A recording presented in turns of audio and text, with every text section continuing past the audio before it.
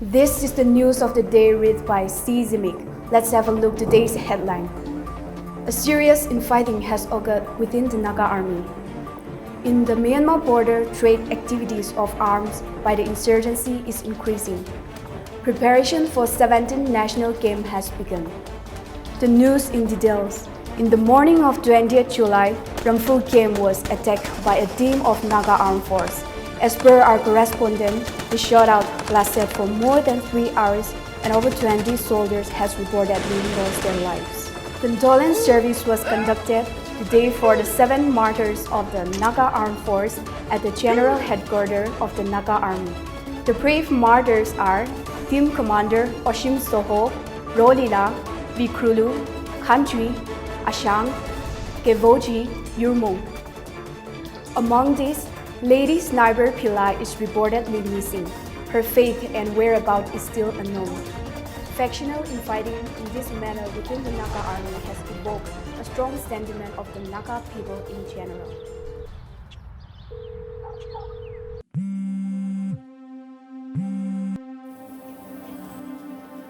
Hello. Mama. Pausi am nuai trene. Nachanupado lekitrene. Ha. Kaino na sibo. Hojik news to sulai. Tari ba pausi bo sumbro. Confirm oire mama. Kamai na. Moi Naga army masen khut thokna ba male. Makoi masen.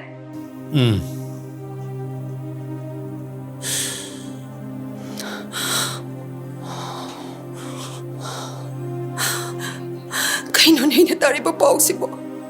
Sumadra.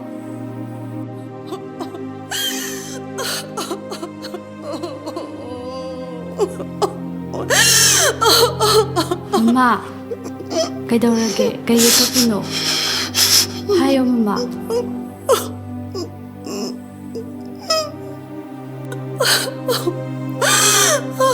My bema. Mga hore. Mama wari ige.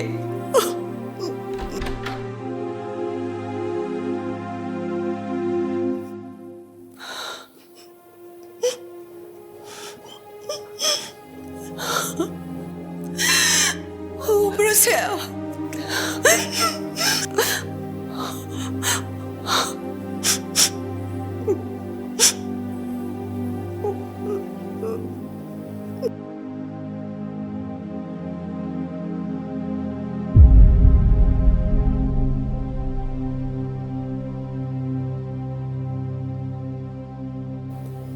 Nasiya yamna nuksina sabun nupane. Mase. Nasi lagi kidre aye. Karigi, kamay sirino.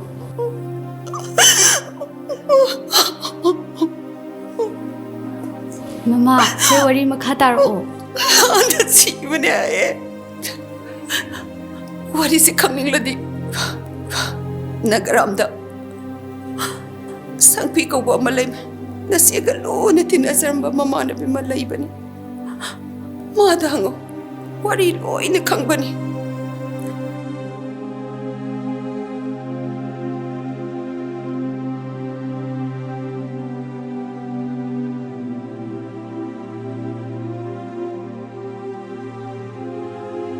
Kainom ta hangge. Oh, kay lege. Sida sangpi ka ba nupi ama laybro? Oh, kari haining bano. Asangpido ay ichigi mamanabine. Adugi ay sida thirakpani. Oh, hoy. Aigi yumda bahara laura lairambane. Hojikti leitre. Moi khunda chakre. Mangonda faunaba contact number laigadra. Oh, sidagi hek chakhibadagi paw faunadre ne. Khangde ne. Oh, fare dudi ay chalage.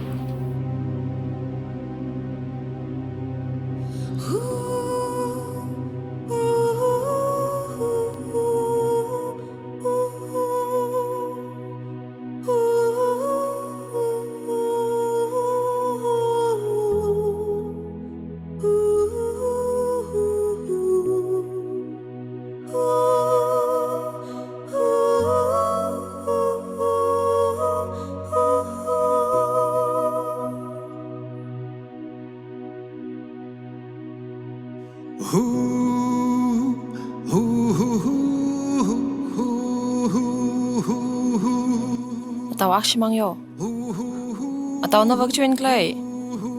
Ay Tangkhul nati Imphal dagi ne. Kari leirake. Ay asang phibu thirakpani. Tao thum re salo yo.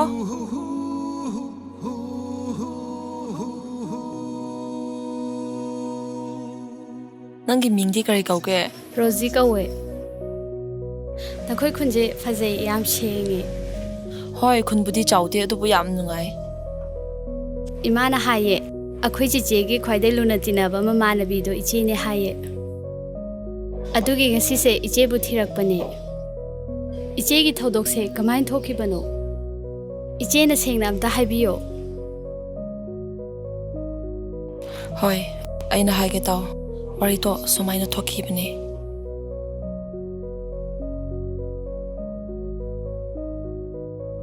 Laima, nang kaya orake. Ho ai lai yausale e. Meeting hauna ba nang wanda ngai kre. Hoi. Thuroko.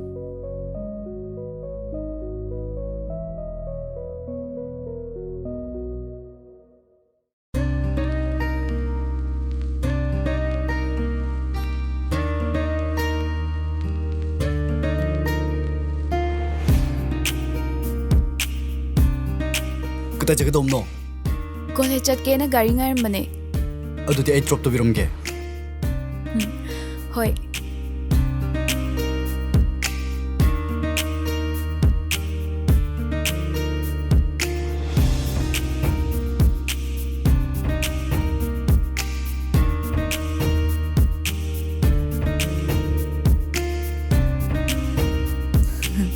Thank you.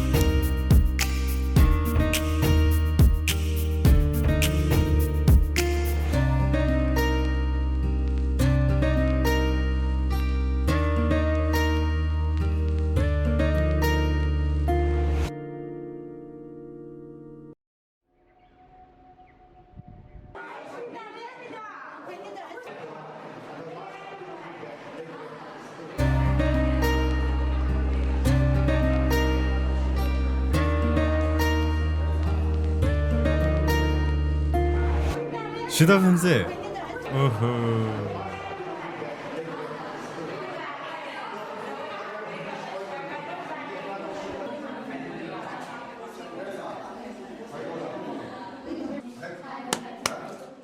ꯐꯔꯦ ꯃꯌꯥꯝ ꯑꯗꯨꯗꯤ ꯍꯌꯦꯡꯒꯤ ꯑꯩꯈꯣꯏꯒꯤ ꯆꯠꯀꯗꯧꯔꯤꯕ advance team ꯑꯁꯤꯗ ꯑꯩꯈꯣꯏꯒꯤ ꯃꯔꯛꯁꯤꯗ ꯀꯅꯥ ꯀꯅꯥ ꯚꯣꯂꯨꯟꯇꯔꯤ ꯑꯣꯏꯅ ꯌꯥꯎꯒꯗꯕꯅꯣ ꯍꯥꯏꯕꯗꯨ ꯑꯃꯨꯛꯇꯪ ꯑꯩ ꯌꯥꯎꯅꯤ.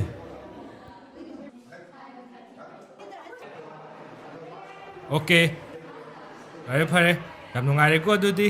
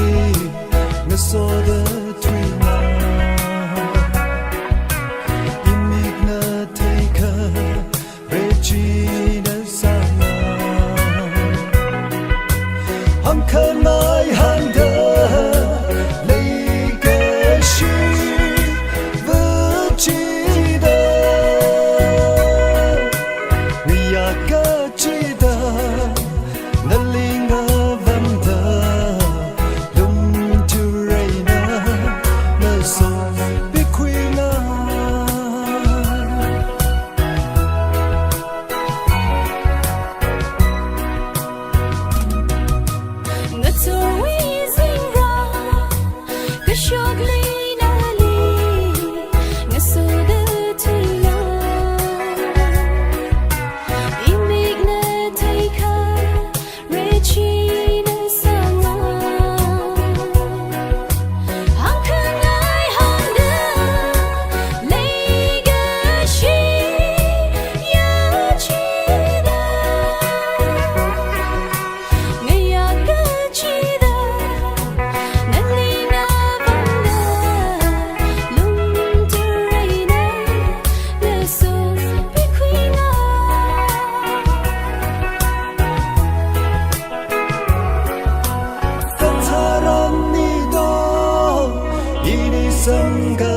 자, 능주벌.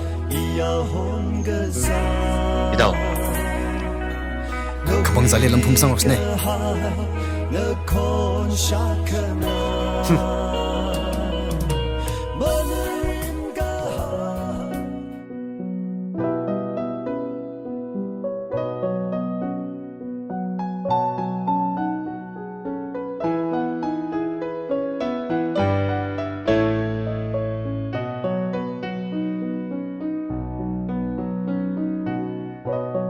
Mingdi kai goge.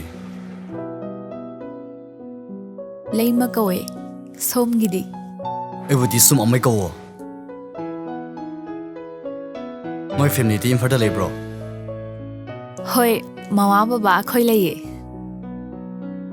Amai di kai thabak tauge. Adi kari su bai lo su ui cha tor ga le.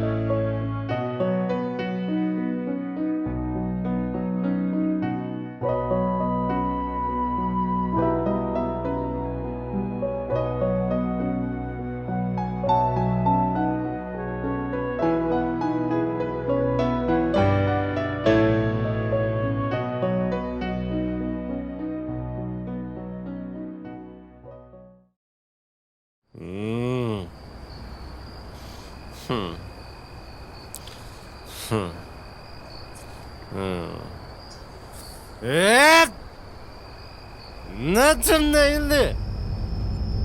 Ring past the sucker. Jibadly. It lima.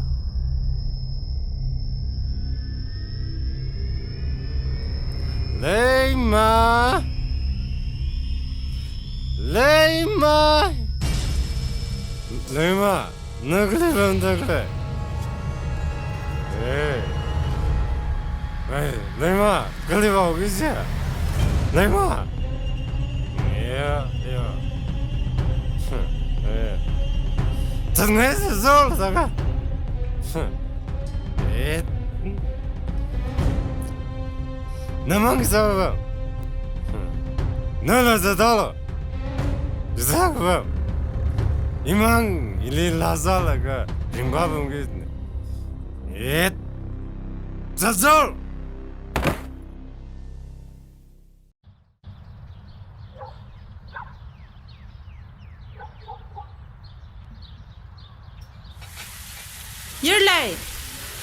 You're late. However, Run down, Hindi.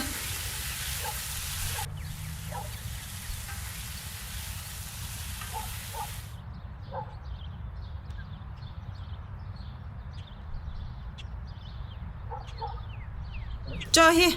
kick lever. Ở trong chăn pichli khoi ka miao lo. Ai, Che par ko.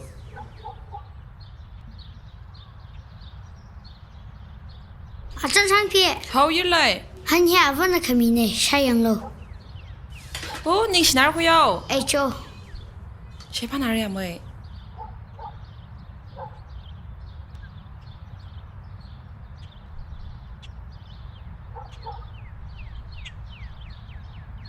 Amay, nood mo nga ba rin padli la? Cái chỗ đấy. Thà là ina hình dạng outside sinh phai.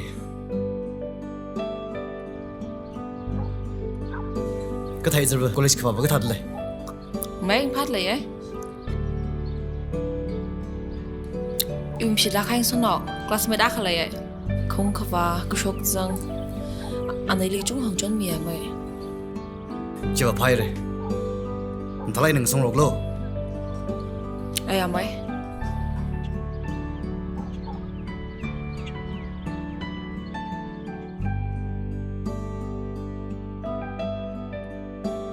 rock paper scissors shoot. Rock paper scissors shoot. scissors, shoot. Yo, Changpi, country nani baga thada ji. Ngrew pam jiklai, exam nai na hai laga, nani lai rim thada palo. Hina hiba tak leila. Chum thada pal. Na baga tha. Na kapi ko baila, ina kapi lo ji baje. Cho kapi lo, thalai kapi. Thalai na kapi lo, hi kapi lo, thalai kapi lo. Cho. Yo, ava na ngai re yang. Noi, ngai re. Ya, inaw na nila dik padal yang. May ava. Inaw na niya naw dira raiga kisangay. Ava iva shipay sara. Ava ila shipay sara. Yo, amay nani si paisa ta thui hai ka ava ini bang jak yang haurali. Inaw, nani na sibay sara jika. Laidik ning sanglak ay na tamgi jiko. Ay ava.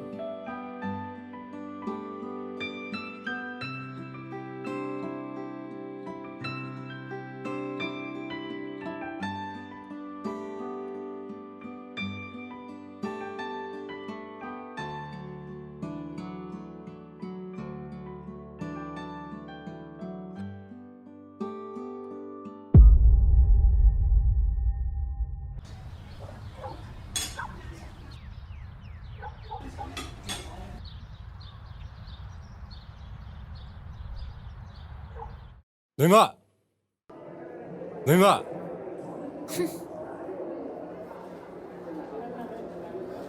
Mayor nào là makta, shita lui sa sapai la.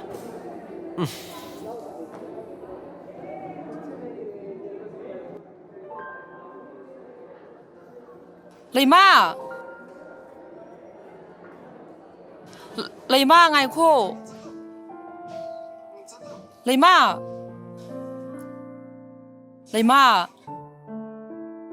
Leima kay daw roke. Nahangi nangga jakjaminaba nupado kanano.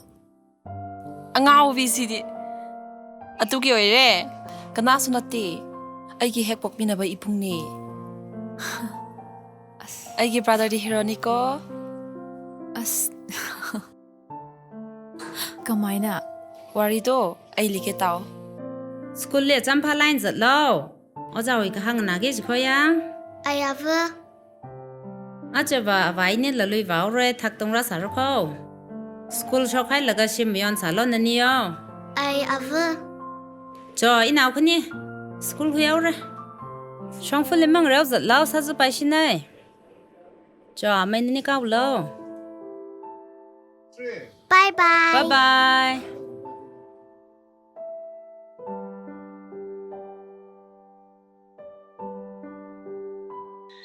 Hau. Thu. Hau. Hau.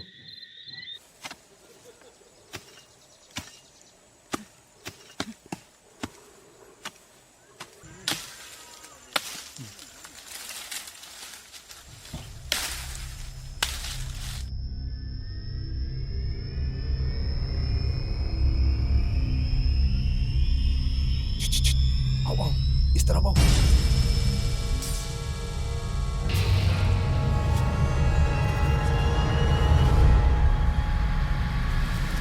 Hai, giang giật lại. Chị hôn lâu. Kia chăm giang lại. Amai chan. Amai chan.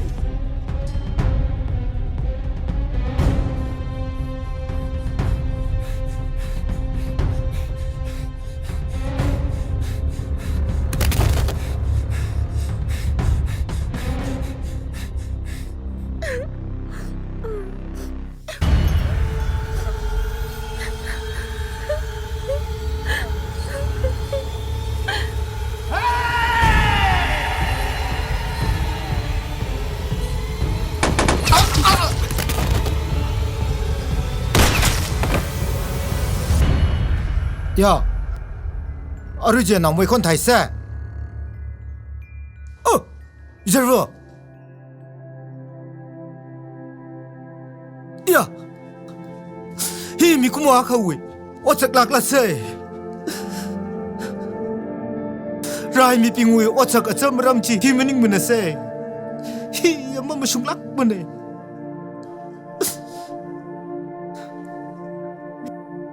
이저브 이막 너니위 미린 송자마 감하이죠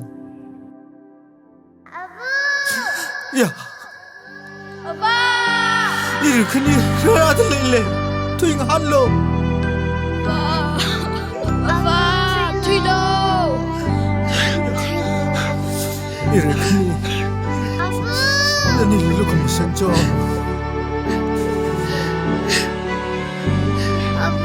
이런 그거라 나오사 와기래 그래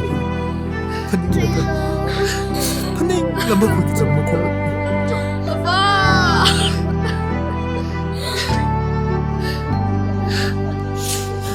상피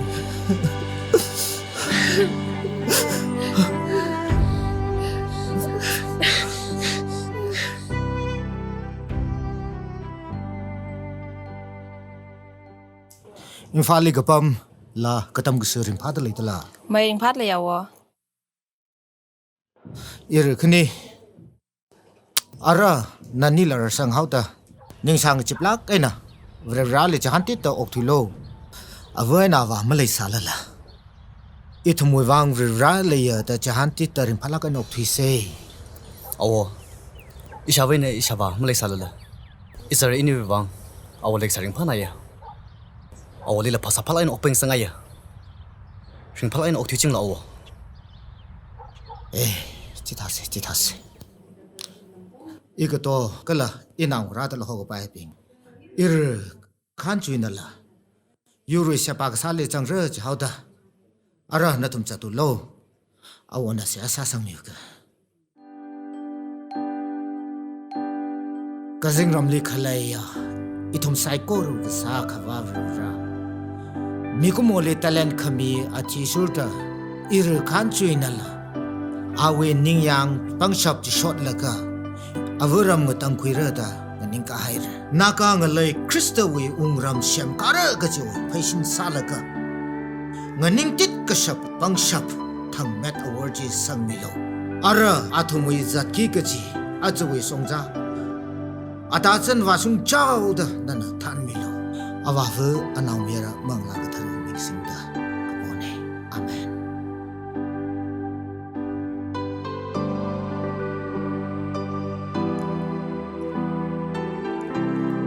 아빠,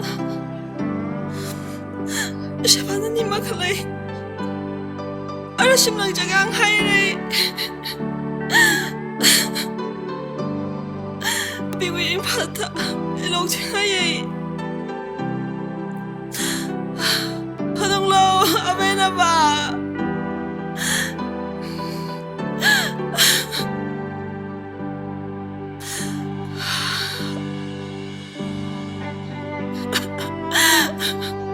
Amay, nabailim no tham lại trên những là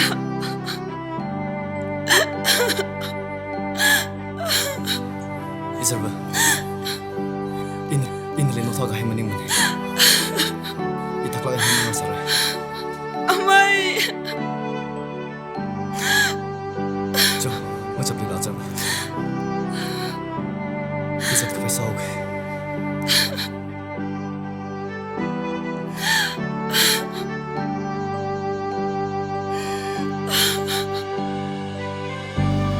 저 이르 자둘로 꿀람 하이멜로 저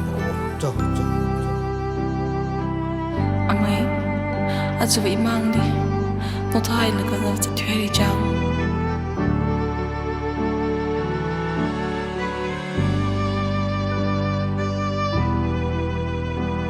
이스라 날리면 노타 가이장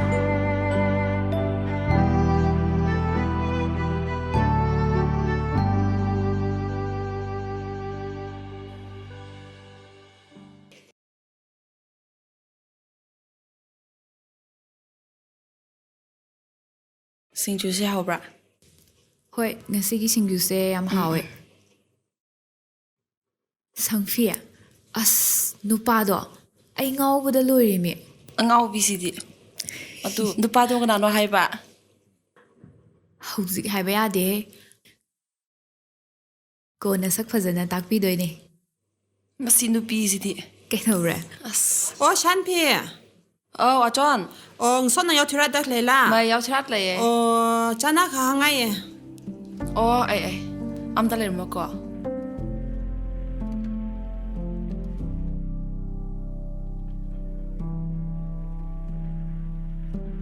ꯔꯝꯅꯥꯎ side ꯅꯂꯤ ꯐꯅꯤꯡ ꯃꯤꯂꯈ ꯀꯁꯥꯡ ꯔꯥꯏꯔꯥꯏꯔ 심파라바 날라마 미깔락투 아주 힐리바 마사 파임레 이톰라 나옹라 위 그쇼크짱 마히나 사서르클레네 ngran ka ba ngran la kha achiwa ma shoila mi kaolo ꯑꯩ ꯑꯆꯣꯟ ꯁꯣꯏꯂꯝꯃꯤ ꯀꯥ ꯐꯥꯏ ꯁꯧꯀꯩ me chi thalo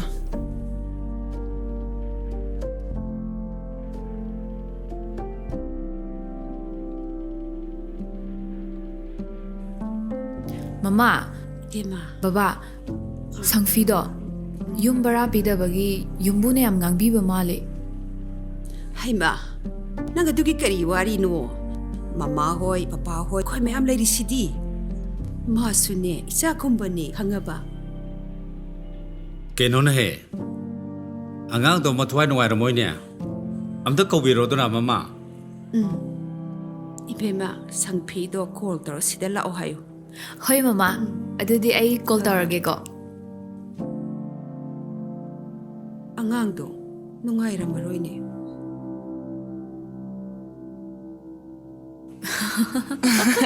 ꯅꯪ ꯁꯤꯗꯤꯕ ꯃꯔꯛ ꯃꯔꯛꯇ ꯁꯨꯃꯥꯏꯅ ꯀꯣꯏꯔꯛꯑꯣ ꯏꯕꯥꯅꯤ ꯍꯧꯅꯕꯁꯦ ꯅꯨꯡꯉꯥꯏꯇ꯭ꯔꯁꯦ ꯌꯥꯝ ꯅꯨꯡꯉꯥꯏ ꯏꯆꯥ ꯑꯅꯤꯗꯤ ꯍꯔꯥꯎꯅ ꯅꯣꯛꯇꯅ ꯂꯩꯔꯝꯃꯤꯗ ꯑꯗꯣ ꯆꯥꯛꯁꯨ ꯂꯣꯏꯔꯦ ꯊꯤꯔꯒꯁꯨ ꯊꯝꯃꯝꯃꯦ ꯁꯥꯏꯉꯩꯗ ꯆꯥꯊꯣꯛꯑꯁꯤ ꯂꯥꯛꯑꯣ ꯂꯥꯛꯑꯣ ꯆꯥꯔꯨꯔꯁꯤ ꯂꯥꯛꯑꯣ ꯑꯧ ꯍꯣꯏ ꯃꯃꯥ ꯃꯃꯥ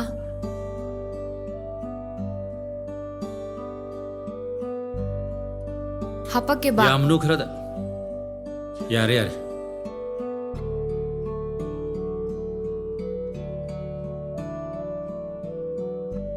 ꯆꯥꯔꯣ ꯆꯥꯔꯣ ꯄꯨꯛ ꯊꯟꯅ ꯆꯥꯎꯀꯣ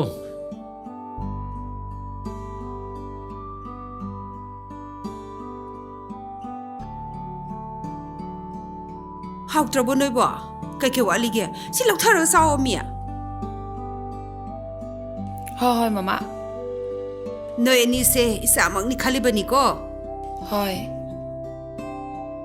ꯏꯆꯥ ꯑꯅꯤꯗꯤ ꯀꯥꯏꯅꯕ ꯌꯥꯗꯦꯀꯣ ꯍꯌꯦꯡ ꯇꯨꯡ ꯀꯣꯏꯅ ꯐꯥꯎꯕꯅꯦ ꯃꯆꯤꯟ ꯃꯅꯥꯎ ꯑꯗꯨꯝ ꯑꯣꯏꯔꯒ ꯇꯤꯟꯅꯒꯗꯕ ꯍꯌꯦꯡ ꯕꯕꯥ ꯑꯩꯈꯣꯏꯅ ꯑꯍꯟ ꯑꯣꯏꯗꯅ ꯂꯩꯈꯤꯗꯕ ꯊꯣꯛꯑꯁꯨ ꯅꯆꯤꯟ ꯅꯅꯥꯎ ꯀꯥꯏꯅꯕ ꯌꯥꯗꯦ ꯆꯤꯡꯃꯤ ꯇꯝꯃꯤ ꯍꯥꯏꯕ ꯂꯩꯇꯦ ꯕꯕꯥꯗ ꯈꯪꯉꯦꯀꯣ ꯆꯤꯡꯃꯤ ꯇꯝꯃꯤ ꯑꯃꯠꯇꯅꯤ ꯌꯥꯝ ꯅꯨꯡꯁꯤꯅꯅ ꯂꯩꯒꯗꯕ ꯍꯣꯏ ꯕꯕꯥ ꯐꯔꯦ ꯐꯔꯦ ꯆꯥꯔꯣ ꯆꯥꯔꯣ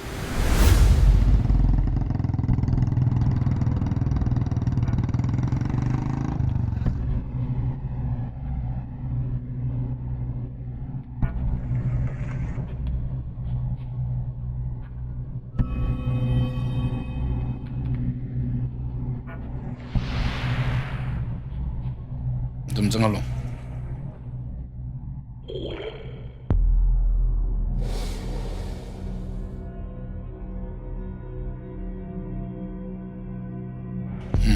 ꯐꯝꯃꯣ ꯐꯝꯃꯣ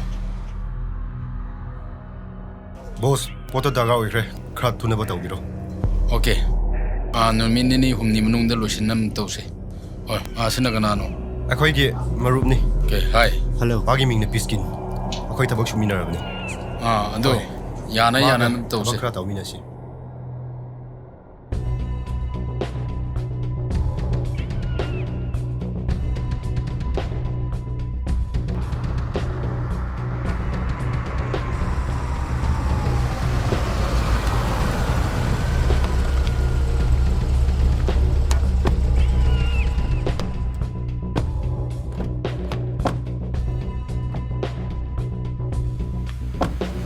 이거도 너는 마인그레 투에일러가 자타 칼레 송자히 아다전 마칸가와 송자네 한농 하울로 닝아이 카마가 호지 마삼 방랑라가 어머이 일라 미르나오네 이나 차트라다 차타 칼레 송자히 이마 한농 리므라 일라 이웨 크린레 지웅숭 카와잉가 닝티트 머닝머네 이거도 일리망가 팅르일로 ila mangu hilui mara.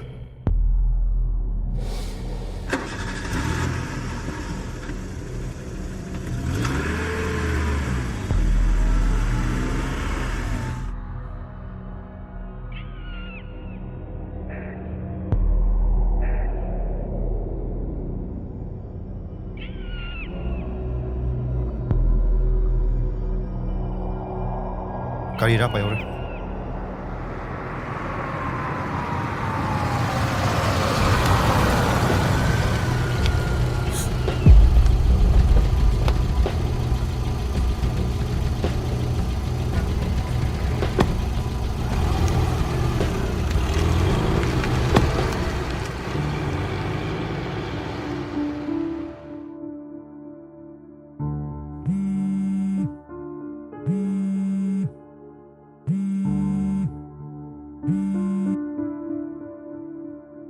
Hello.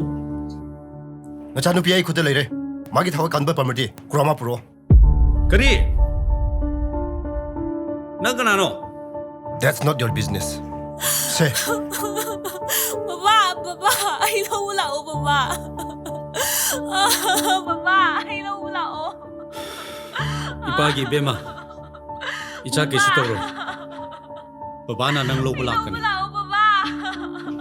Tare dena. Icha na lei se mafam. Hello.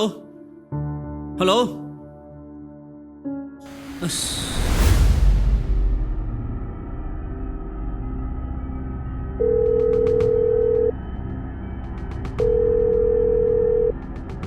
SP. Kari lerge? Sir, icha na pido. Sakhang da bisingi khut leire na call to sile sir. Asa. Sa achoba semba mamusu timan to sile sir. Sir, aigi side digi di. Atai de china ba leite sir.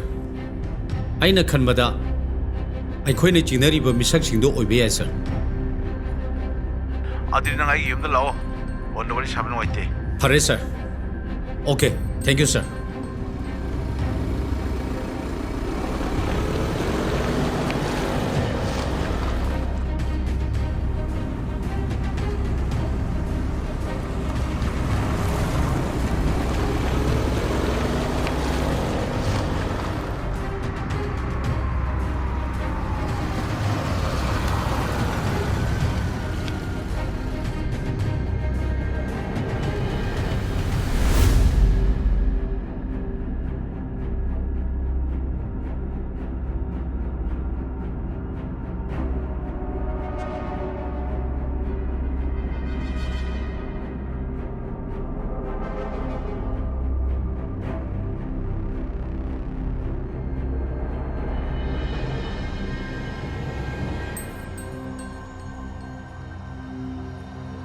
Boss, SP wa vaire. Ka police betanzatali. Pyra.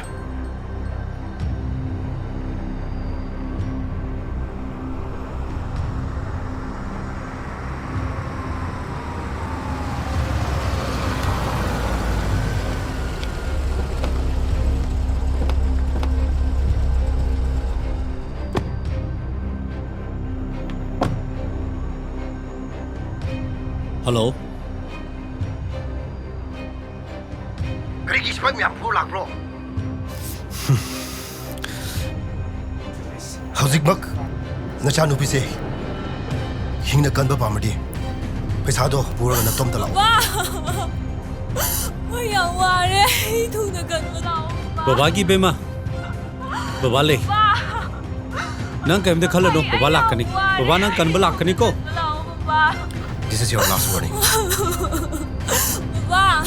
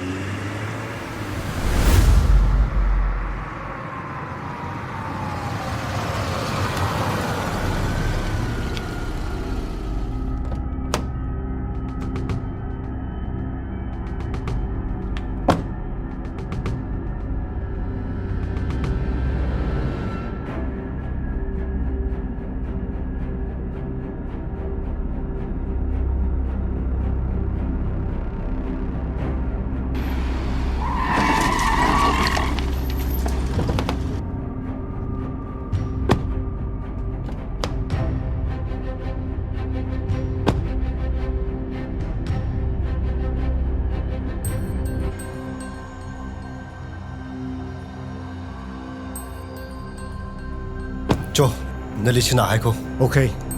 저.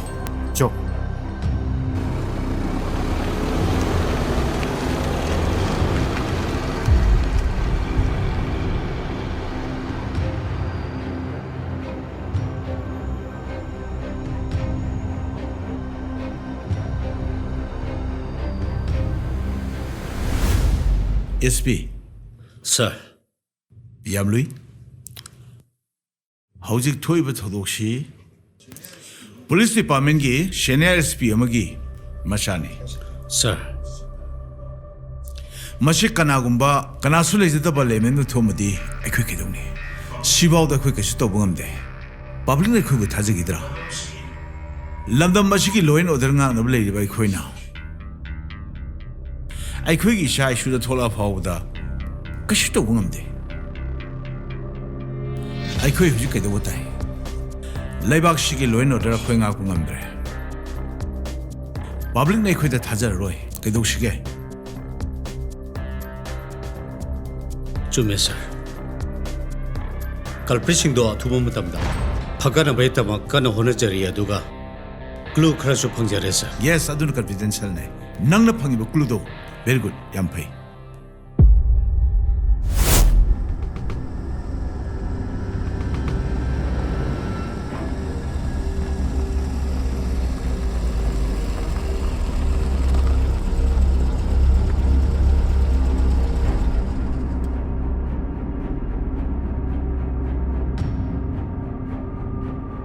Sige dore.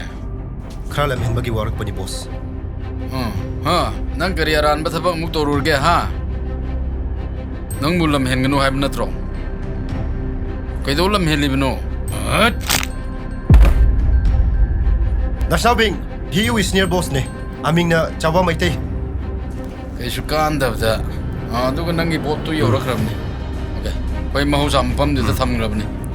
Adu ojai du section na. Payo. Yes. Ay yadam ni na Singapore mung chat padam. Check si loko. Hoy.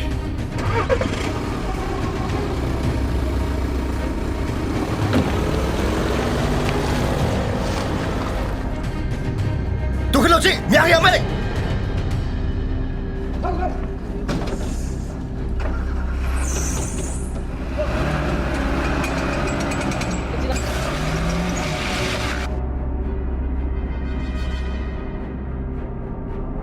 Hello, cái thằng này.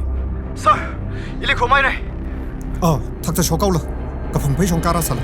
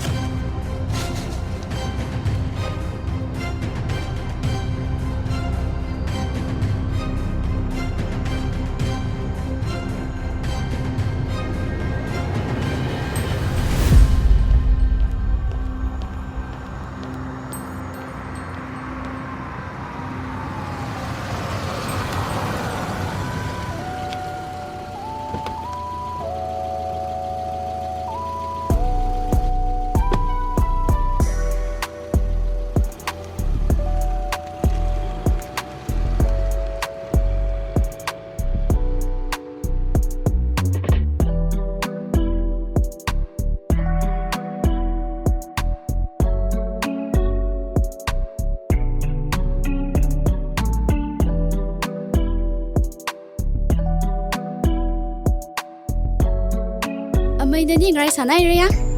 Kim tham này vấn ya? Iwi oji thak temu gup sang bay tu hui khai này. Ta shim nung ni zambam sai. Liu ne pom se.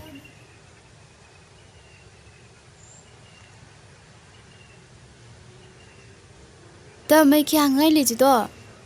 Wan ya rui hon ikdo na ni pau mong sun ta le do. Masam phang man dai. Paum phang rong ma da. Ka thum ma thi tang gai re.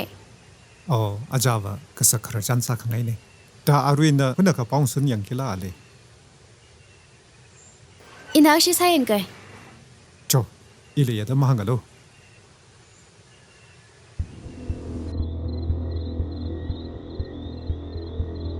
Riri panda khle apam hiwi masi suisang lo.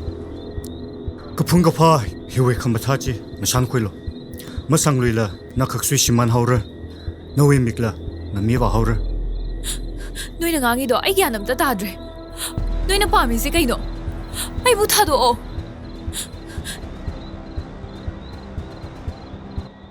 Amai na ka tha khai da.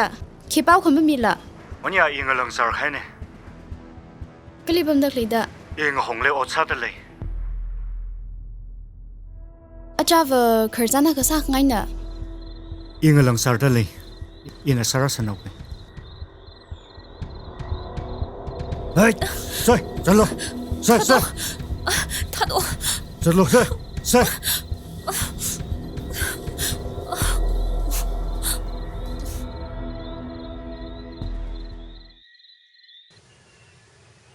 Amai vang lang jar na le da hangai. Kalibam da le je. Ngong li bam da le da hangai. Wan ya na ni pau ng sun sa ka ile la pau mi le yo. Ê, Samang nau se. cho. Ô, ngay lo, amai u kol ra le. Ngazek lo wan ya. Hello. Wanya arui na wing lem le kipa mai le. Imang pam le ye. Phala khair. Akhma Imphal West SP li wasam phanglo. Kisa ki jito. Awili iwo ot haitale. Che nana khiramil. Tu he ini wi le vai sei. Kipa li khla ma sang sak paim ko.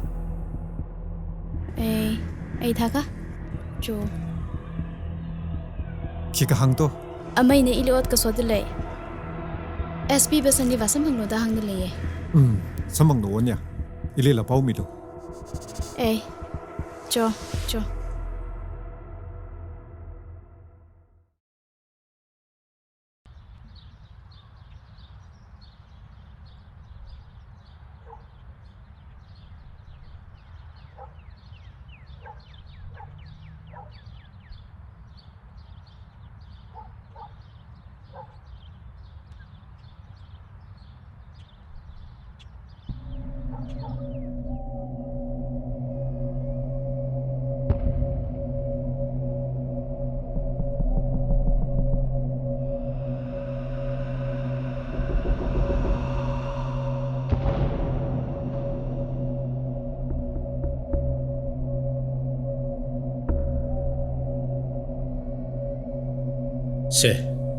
Se amani. Phazana yahon piu ko. Okay, sir. I'll do my best.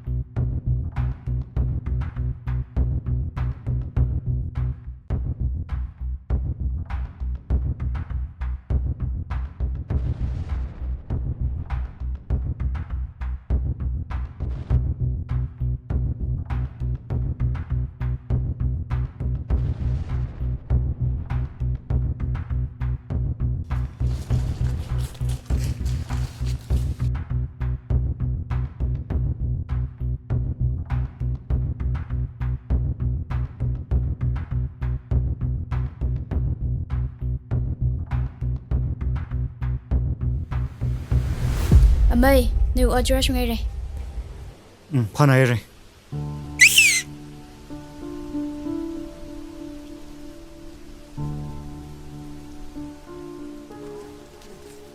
Boss.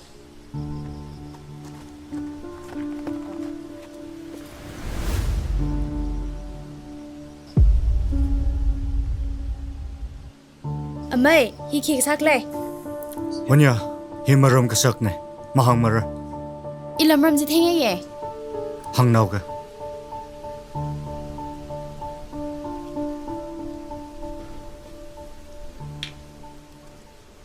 Ili lahang lo.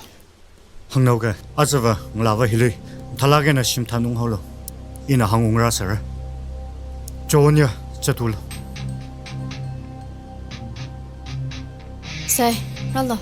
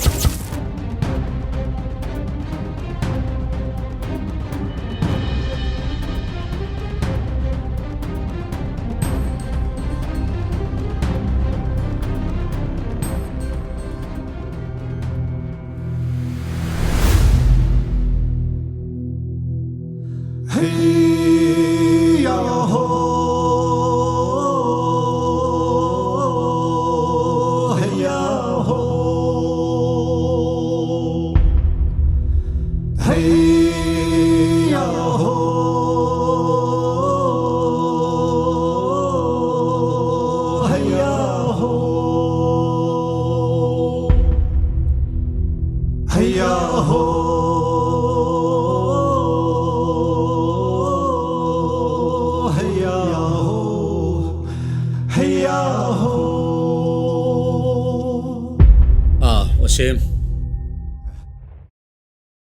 Nang yorok pa yam fare. Noina, aigi chanapibu. Patabasingi makhudigi kanbibado. Ayam harawi. Noibu tasenamak. Aina, haningalita na tagachari. Ay buso acknowledge to bagi damak. Serbo yam thagadle. Ay koina achumba ki damak. Amadi imalay pak ki damak. Kathok cheri pani. Pare Osim. Ado, madung dasu, ay ko inkhalaiba youth singse.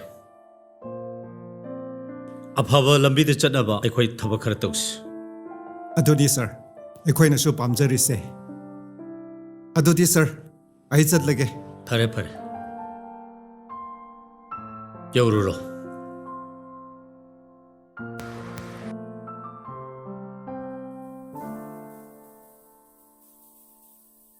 ꯌꯧꯔꯛꯇ꯭ꯔꯤꯕꯣ ꯑꯩꯗꯤ ꯌꯧꯔꯦ ꯑꯩꯁꯨ ꯌꯧꯔꯦ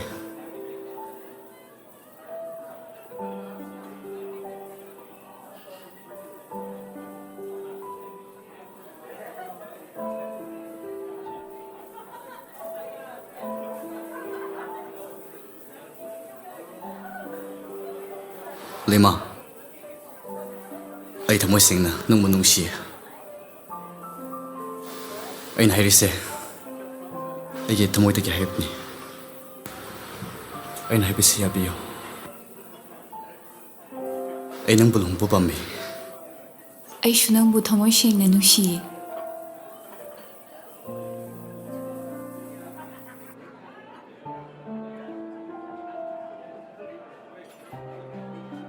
Lema, will you marry me?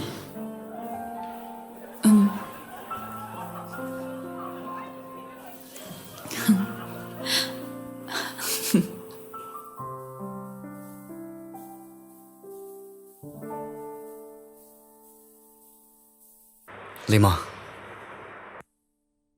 ahanba numit nang thengnakiba ibanigi nungsinaba asumna oirakani khanamde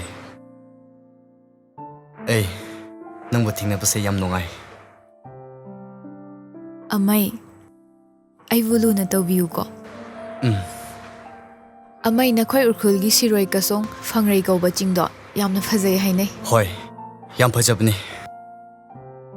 ꯑꯩꯁꯨ ꯆꯠꯅꯤꯡꯉꯦ ꯑꯃꯩ ꯑꯝꯇ ꯄꯨꯕꯤꯌꯣ Hoi, soidana pupigini ꯑꯗꯨꯗꯤ ꯆꯠꯅꯕ ꯇꯧꯔꯁꯤꯔꯥ Hoi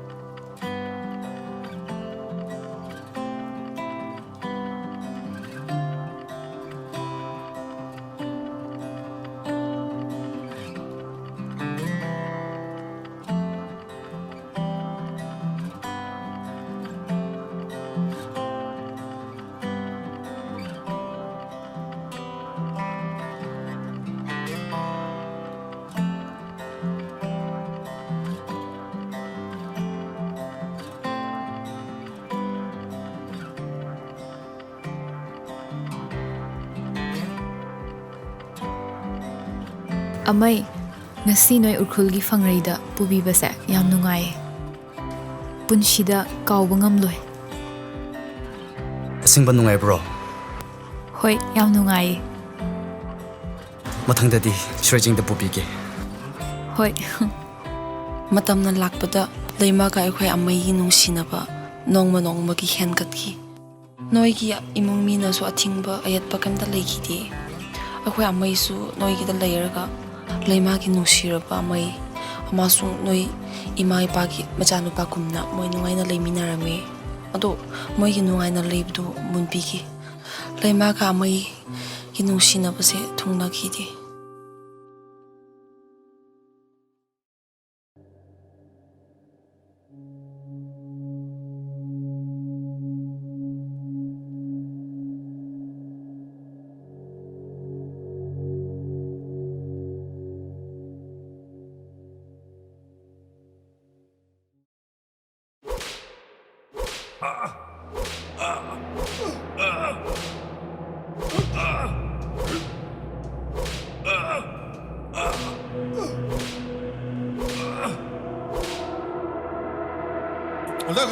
उल्टा करो उसको उल्टा करो ठीक से मारना है उसको साले तुम्हारी कमांडर कहाँ है उसके नाम क्या है और तुम लोग का हथियार कहाँ पर रखा है और तुम लोग का साथी कहाँ छुपा कर बैठा है बताओ अभी बताओ नहीं बताएगा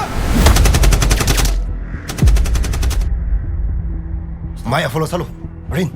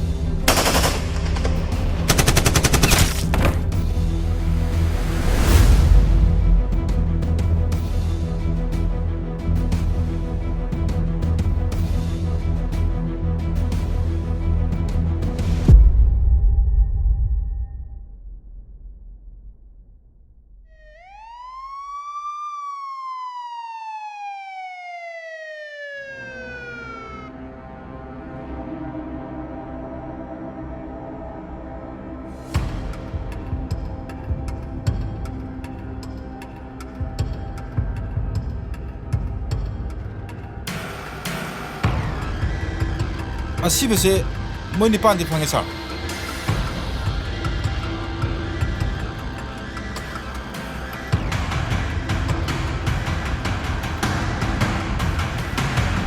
ꯁꯥꯔ ꯑꯩꯈꯣꯏꯅ ꯆꯤꯡꯉ ꯃꯤꯁꯛꯇꯣ ꯁꯤꯜꯂꯣꯏ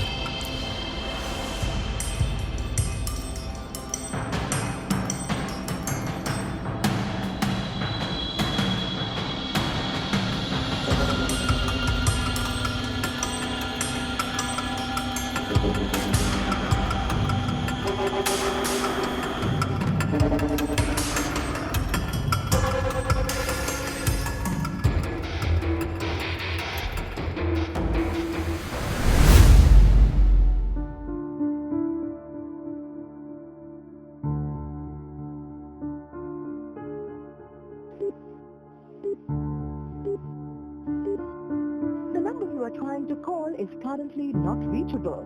Please try again later.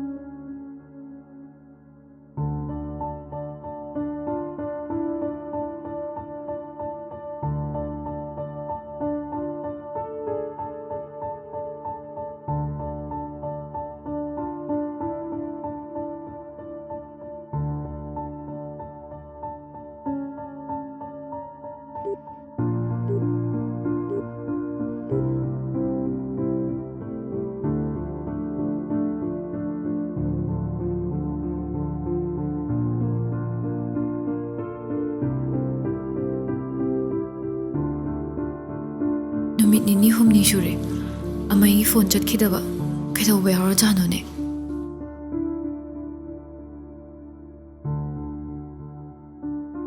The number you are trying to call is currently not.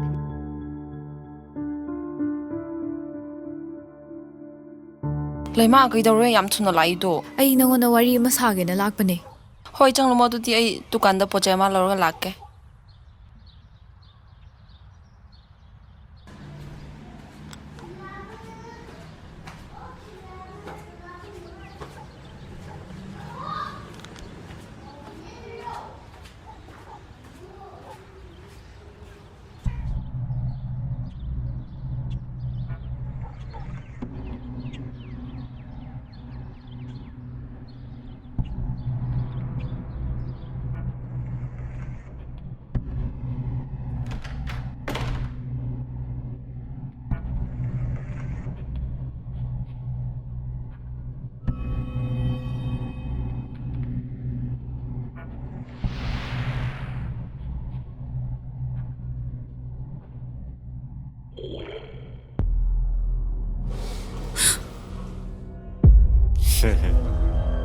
Bunda, kamdong na maphamsida yawraino.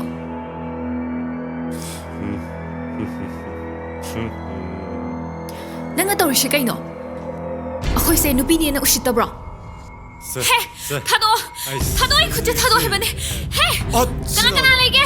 Ai khuti thado. Asangfi. Thado. Asangfi. Kai lege? Thado. Ah! 직다이마.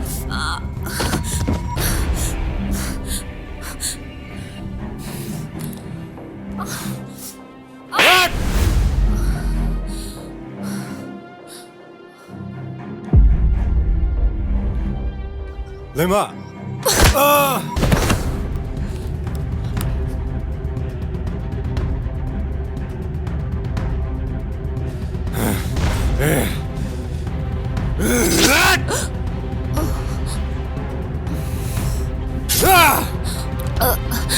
Amai. Ma.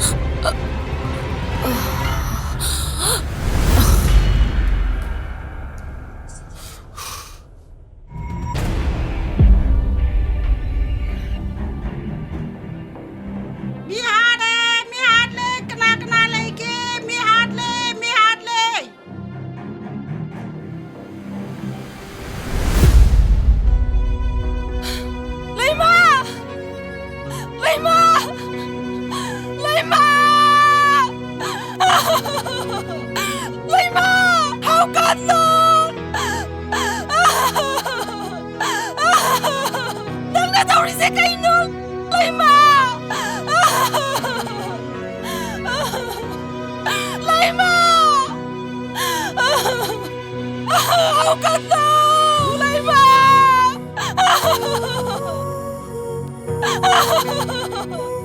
เลยมาเลยมาเลยมาเอากันเลย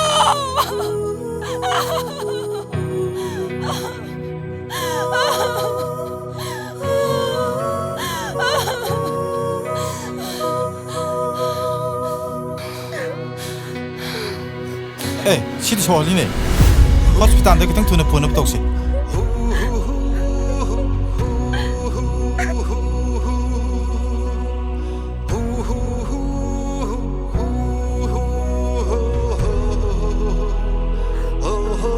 Saito, Saito.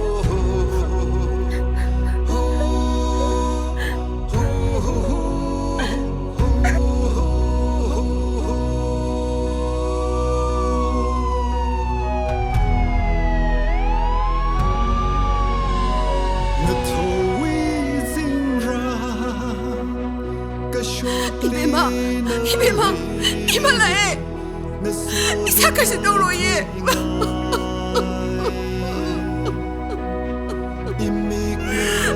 Ima lại chứ Không có lỗi Ima lại chứ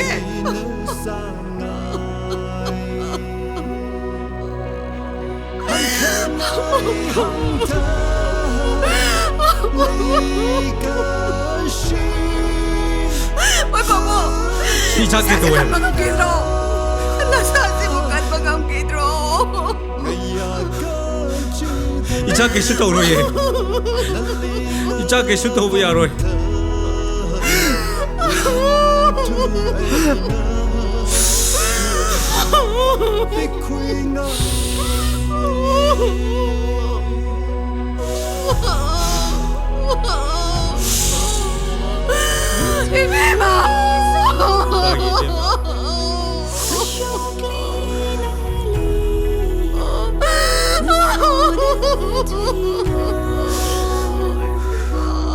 Babalay ni Siti. Ibema! Chagi babalay ni Siti.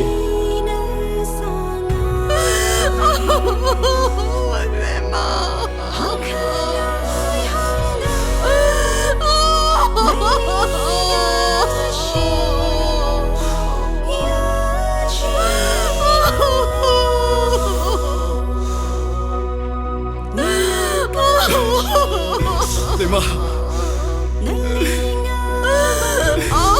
Lima. Bagi Bema. Lima. Lima. Babalay ni Siti. Lima.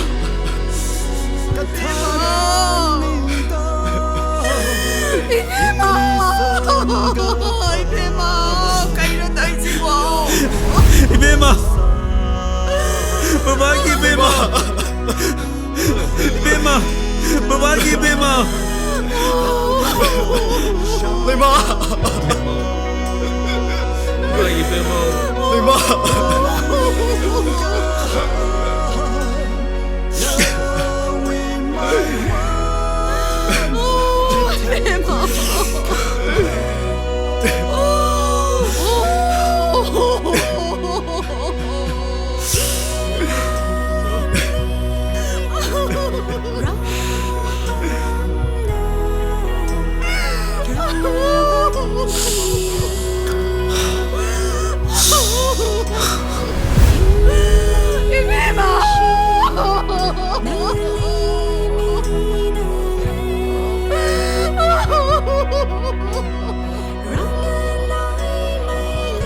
Ma.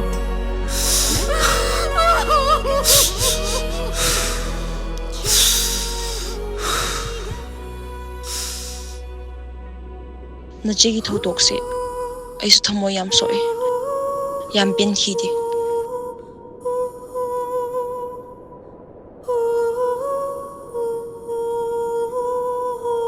mioi begi punsi haibse asini how keep do how gre kam da kharise